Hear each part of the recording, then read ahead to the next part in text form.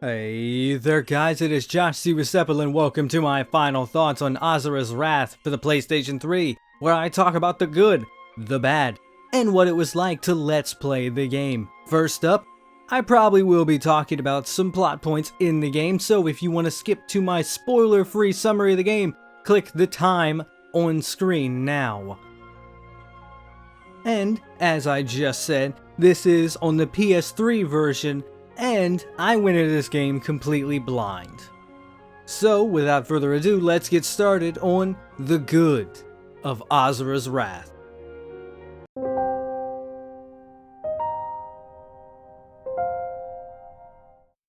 Alright, let's start off with something pretty low on the table, at least what I feel.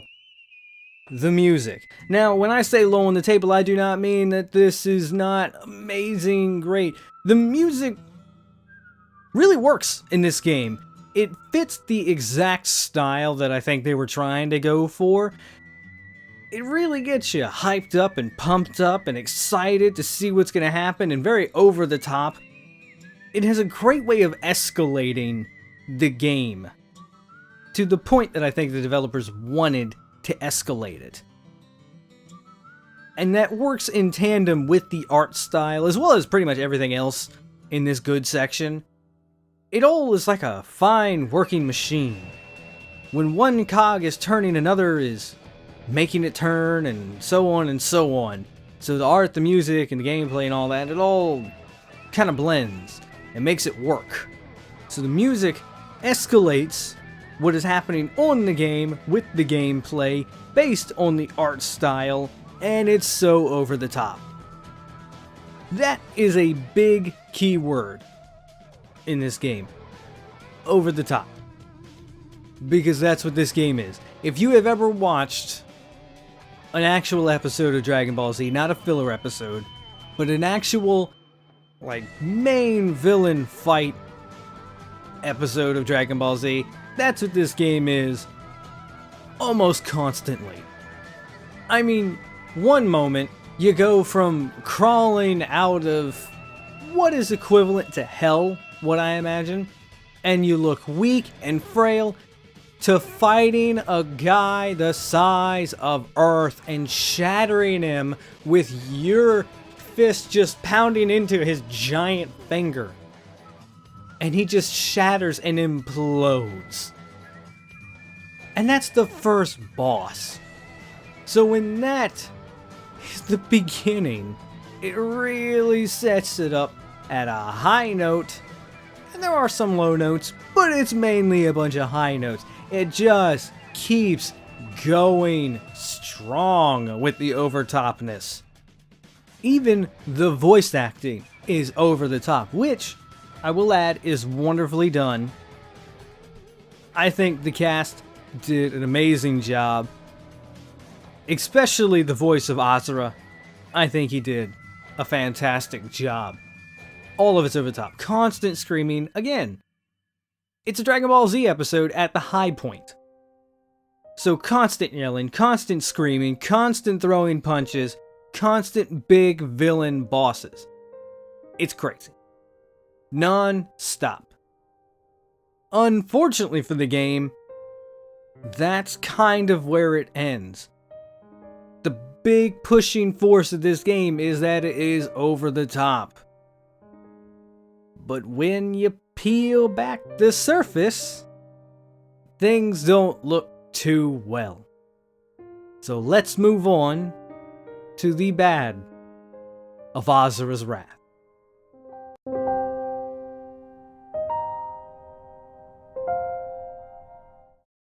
Okay, so we'll start off with a minor issue I have. It's an issue I have with a lot of games. And if you've watched any of my previous final thoughts on modern, well, I'd say quote-unquote modern, any PS3 game, you will know this is a constant issue. Screen tearing. It's in this game. I don't like it in this one. I don't like it in the others. Not a fan of screen tearing. So let's just go ahead and get that out of the way now. Starting on the real big issues of Asura's Wrath, it is over the top. But what happens in between those moments of over the top and over the top? You get the bottom of the mountains. It's very awkwardly paced, just due to the way that scenes are edited, the way chapters end, and the way all these high epic moments just piddle out for backstory when you're just bathing in a hot spring. You could argue it's a nice cool down from all the epicness, but I want to use an example from another game, Metal Gear Rising: Revengeance. That game had some low points too, but overall, it kept a pretty steady pace of over-the-top action, flipping Metal Gears and whatnot, and riding on missiles. It had its over-top moments, but it kept it going with a steadiness, and occasionally some lulls for story development. But even the steadiness, it would include humor, or it'd include references, so it was never just dull. Now obviously Asura's Wrath can't really do references that well, aside from the odd Street Fighter one. But it could still use the comedy, which it does every now and then, like with the hot springs. But it feels like they reached for the moon, and they made it. And then they went right back down to Earth, and then tried to reach for the moon again. It just... So many things were kind of like out of sync. One thing they do in the game to try and keep it just action-packed and engaging is during the cutscenes, they have QuickTime events. Now, QuickTime events are not initially bad when used correctly. And to give this game its credit, if you fail a QuickTime event, you either fail the mission, fail your objective, or you get a penalty in the form of the enemy getting in hits or things like that. But I just don't think that the QuickTime events in this were well established, because it pulls the whole thing of, at any moment, I might have to press a button, but I don't know what that button is, because it will switch up occasionally. So there's always a level of uncertainty about which buttons you're going to have to press. There's never really a moment where you sit there and go, well, he's charging at someone, I'm probably going to be pressing triangle here soon. So for that reason, I feel like the implementation was a bit poor. Like with Resident Evil 4, in that scene, the very famous scene when you have to fight during the cutscene with a knife, you're always going to press triangle and square. There's no chain. If you fail it, it will load the cutscene up, you'll watch it at that point, and then you'll know to press triangle and square. When running from the boulder, you will always press X. At times, it seems like the game will keep a steady rhythm of what buttons to press, but I think it's just a lack of buttons to choose from. And they just went with 2, and it just alternates between those 2 buttons. So let's keep this gameplay train a-rolling and kind of talk about the gameplay. The game, it wants to put forward this interesting combo system where you put together combos to deal more damage and be able to knock enemies out quicker. But the most optimal strategy is to just jump around, shoot your projectiles until you can attack again. Because there are low-level enemies that you can just fight, and then there are higher-level enemies, which later in the game are all you are going to fight. And you just kind of have to wait. It's a weird thing to say. This game doesn't have gameplay. And that's a weird statement to say, considering that you do play this game. It's not a movie. But you do the same thing over and over again. And I'm not talking about doing the same moves over and over again. I just mean doing the same exact things. You are in an arena. You fight low-level enemies to build up a meter to then progress through the level. It makes it incredibly repetitive. Because no matter what, you will always do the same thing. It might be a variation of it, like in boss fights. Sometimes there is only one boss. and no low-level enemies. So you just attack the boss until you fill a meter, and then the game will allow you to progress by pressing a single button, usually triangle. And while this leads to some amazing moments, it's amazing moments that you watch and not play. Yes, you press the X button repeatedly and smash it to fling your fist repeatedly at his finger, and then you shatter him and make him implode. But is that gameplay? Not really. You're pressing a single button repeatedly because it's on screen while you watch crazy stuff happen. This is the entire game.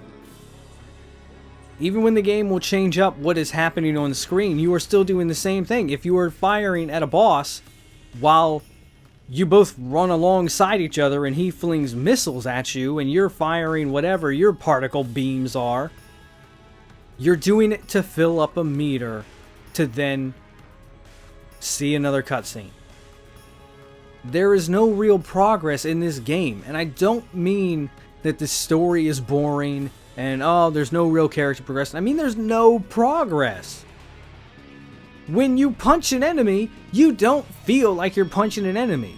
You are just filling up a meter to just see another cutscene. And I know I keep saying fill up a meter, but think about that. Think about how boring it is to hear me say fill up a meter over and over again. Now imagine doing that over and over again. This game has no gameplay and no progression. The boss battles aren't boss battles. You never tick down a health bar.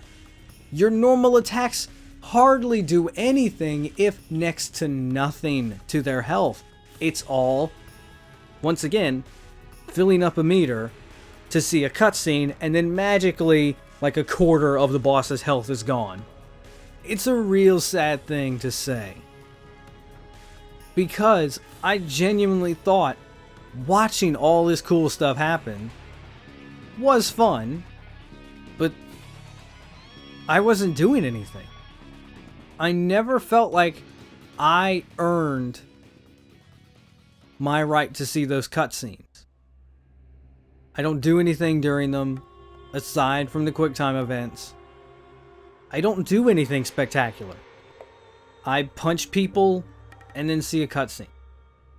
I don't get to fling people up in the air, or blow them up, or have these huge epic clashes.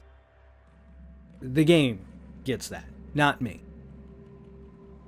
Okay, so I think I've gone on long enough about the gameplay. That's pretty much my biggest complaints about this game. So let's move on to the Let's Play.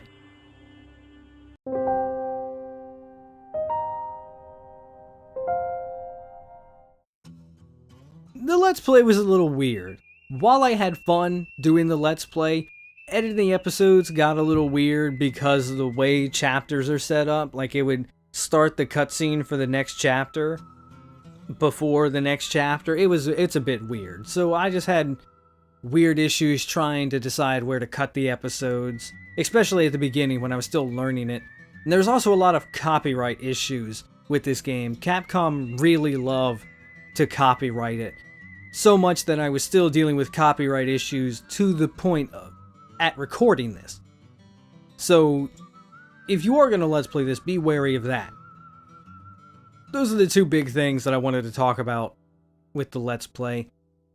Now let's move on to the overall summary of the game.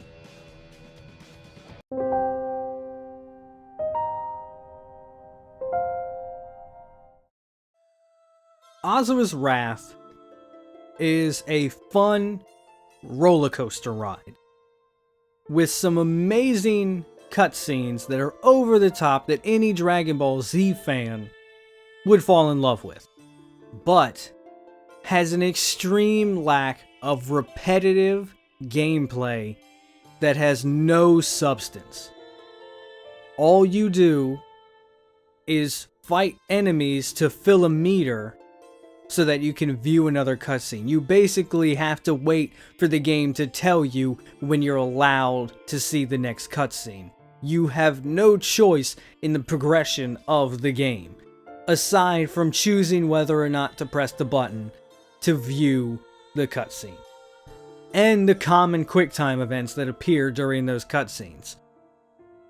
If for some reason you have not seen the game, nothing of the story, none of the gameplay of it, I think if you wanted to play it, at least the PS3 version, if you can find it for about $10, I think it'd be worth it then. Otherwise, if you have seen the game and want to play it, I cannot recommend it. If you have watched this game, if you started watching this on a Let's Play and thought, well, maybe this would be interesting, I think I should pick it up, just keep watching. There is nothing about the gameplay that I feel provides substance. It's easier just to watch this game than it is to play it. And you could say that about a lot of games, but this game has no gameplay. So it's just a movie. I would say watch it. And if I can be absolutely transparent, I say watch my Let's Play of it. So, that's it for my final thoughts on Asura's Wrath for the PlayStation 3. You guys can tell me what you think of Asura's Wrath in the comments below, and if you wish to see some of my other final thoughts, I just did one on Killer is Dead for the PlayStation 3. I was a bit more favorable to that game than I was Asura's Wrath. You can click that somewhere on the screen, as well as some other ones I've done. The link to the playlist will be on screen. But for right now, that's going to be it for this final thoughts, and I'm going to go ahead and get to work on the next final thoughts, and I hope to see you there.